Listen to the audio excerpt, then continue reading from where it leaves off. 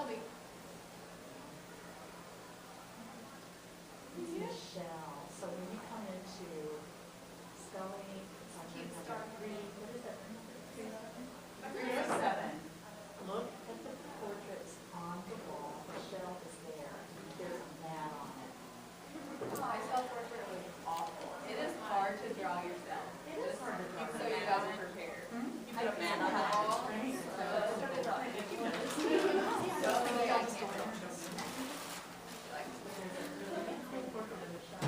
Michelle, I don't think you did it. Did somebody else do that? You did it?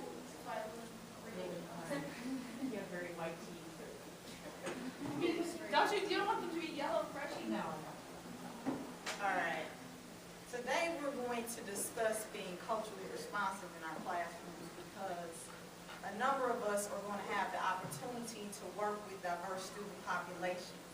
And one of the things I try to encourage individuals and get individuals to understand, there is a big lie and a big myth going around in the field of education, and Dr. Freshwater can attest to this, where individuals tell you guys that, oh, it's hard to find a teaching job. You won't find a teaching job. Well, I'm here to tell you that if you have the skill set and you understand your pedagogy and you know how to work with diverse populations, I guarantee you there is a job awaiting you. Across America, you can go to any very rural school system or any inner city urban school system. But the problem that lies is that a number of us, because we fear that population, we're afraid to go into those classrooms and work with those students. And as I look out in the audience with you all today, each one of you is a student, and you're taking a step each time to move forward to get to your destination, which is to become a teacher. And when you look into the eyes of your students, you should see them as a student. You should tell yourself, and when you look at yourself each morning when you wake up, you should say to yourself, I teach because I have value. I teach because what I do makes a difference. I teach because I shine a light on the world so that everyone can become the person that they are so destined to be. I teach because I can. I teach because I make a difference. I teach not because it is an easy job, because those individuals will tell you that it is an easy job, and we all know that is a lie. I teach because I can. I teach because I have a desire, a need, a want to make a difference. I teach because it is my responsibility to make the world a better place. I teach because each individual in this room, you have dreams, you have goals, you have objectives. And I teach because I want to help you be the best that you can possibly be. But when we go into the classrooms and then we allow all of the isms, and we do have isms, and we're afraid to deal with those isms, whether it be sexism, whether it be genderism, whether it be racism, whether it be socioeconomic status, whether it be classism, any ism you can possibly think of when we talk about working with diverse student populations, hinders you and hinders I to be the best that we can possibly be. When you go into the classroom, you need to teach. Simple as that. Teach. And I say that and I emphasize that because it's not as hard as we think it is.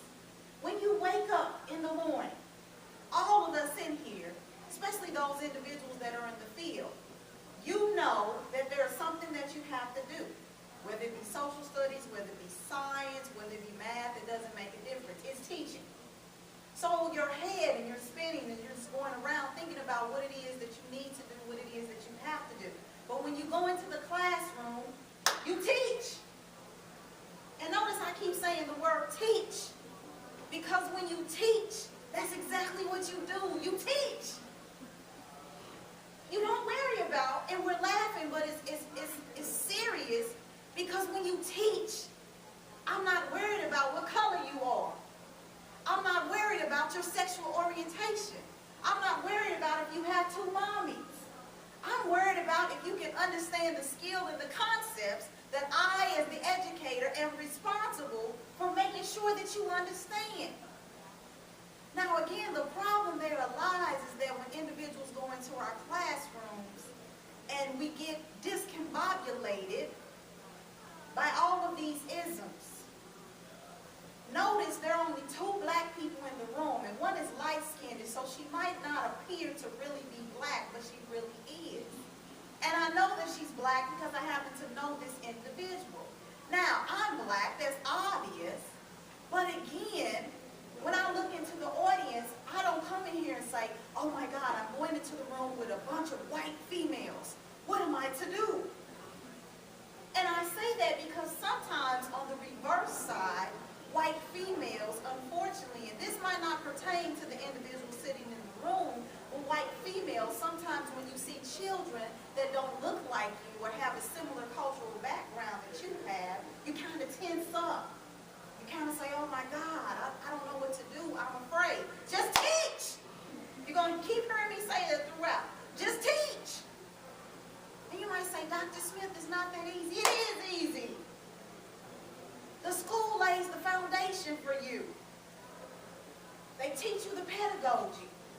What you have to be able to do, you have to be able to adapt and modify what it is that you're doing to meet the needs of the individuals that you're responsible for teaching. So you see I have this nice iPad here. Now, a number of you are digital natives and you love these technological devices.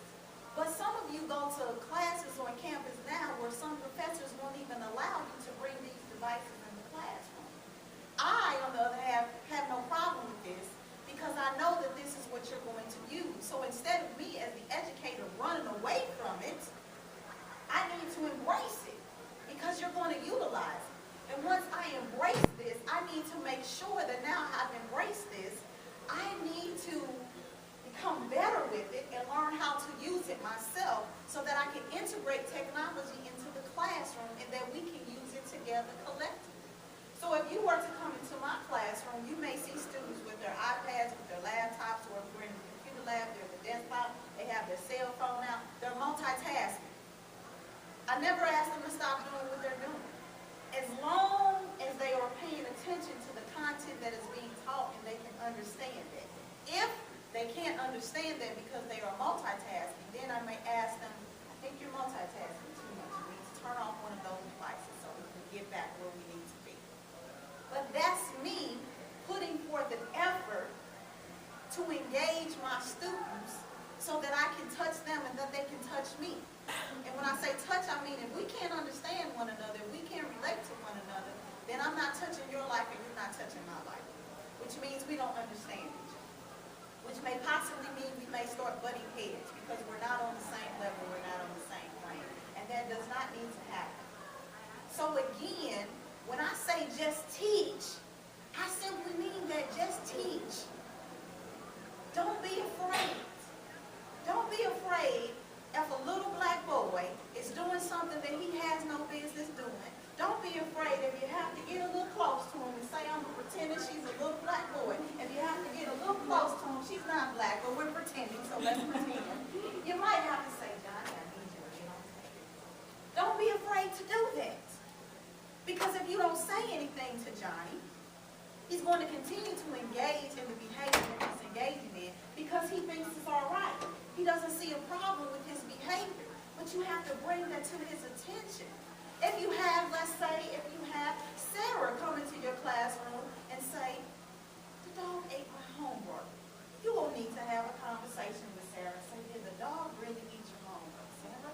Because I didn't think dogs ate homework. I thought they ate apple or something like that. Your homework must have been really, really good. But guess what?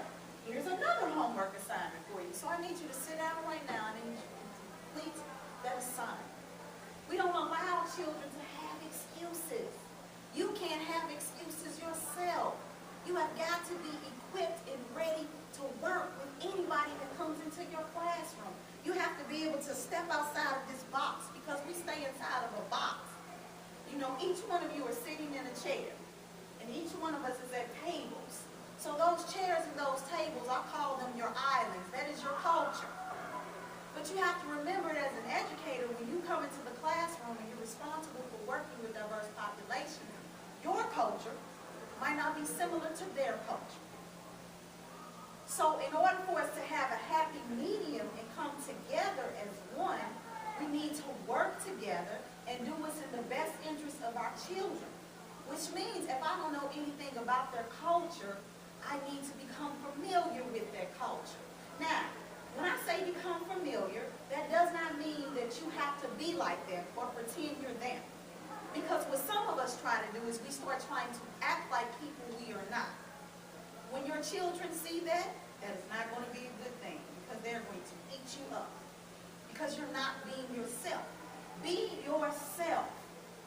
Don't be anybody else. Just be who you are. Be comfortable in your own skin. Feel good about who you are. Be confident in the work that it is that you're doing, and your children will love you. They will love you for simply being yourself. In addition to getting to know yourself, get to know them.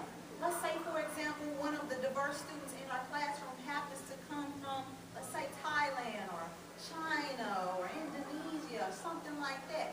Well, one way you can get to know them is learning simple words and phrases so that you can communicate with them. You'll be amazed by just simply learning how to say hello or good morning, what time is it? And the students see that you can say it in their native tongue. They're like, oh my God, their life's like, I'm just excited. Because they're like, oh, my teacher sees me. Notice I said my teacher sees me. That means you can identify with them. You know who they are. Children want you to know who they are. They want you to be able to identify with them. But if you don't take the time to get to know them, to get to understand their culture, it's a problem. And you're going to have a problem in the classroom. Teaching is not just about you standing in front of your children, teaching them content. And far too often, that's what we think teaching is. Teaching is about you understanding who you're responsible for educating.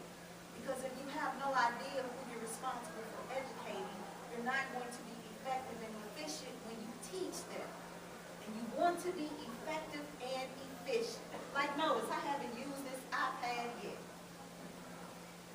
Because sometimes it happens, doesn't it? It just happens. You know, we all say, for example, you plan a lesson. You know how you plan a lesson? You're going and you're doing your lesson, and you might be totally off the lesson. But you prepared for the lesson. You got ready for the lesson, but you might not have got to that part yet. When you start teaching and you become comfortable in this art form, and it is an art form, it's a science and it's an art form, you can just teach just off the flip. You can just get up and you can just teach because you've been doing it for so long. Whether it's reading, whether it's math, whether it's social studies, you can just get up and you can just do it. If somebody were to ask you right now, I need you to teach a math lesson on adding and subtracting two-digit numbers, you'll just be like, okay, boom, let me do it. Because you do it so much. It's like second nature. It becomes part of who you are. And so when you go into the classroom and you're working with your students, like I said, it doesn't make a difference if they're white, they're black, they're Latino, if they're Asian. That's neither here nor there. As the educator, you're responsible for teaching them. You're responsible for making sure that you provide them with a quality education. So, using the example of Asian students, sometimes we all categorize groups of individuals, we just put them all in the same box. But depending on what ethnic group you're a member of within the Asian culture, there are going to be some things that are different. And you need to be mindful of that. For example, they don't bow anymore like that in China. And some people still kind of do this. That's inappropriate right now. You have to learn about dynasties and when people came in and ruling and taking over. So if we were to go and we would bow, they wouldn't say you were wrong. They just kind of look at you and be like, what are they doing there? So again, it's important that we understand the culture. Because if we don't understand the culture, we might be misinterpreting something. Another example, so you can kind of see what I'm talking about. For example, in the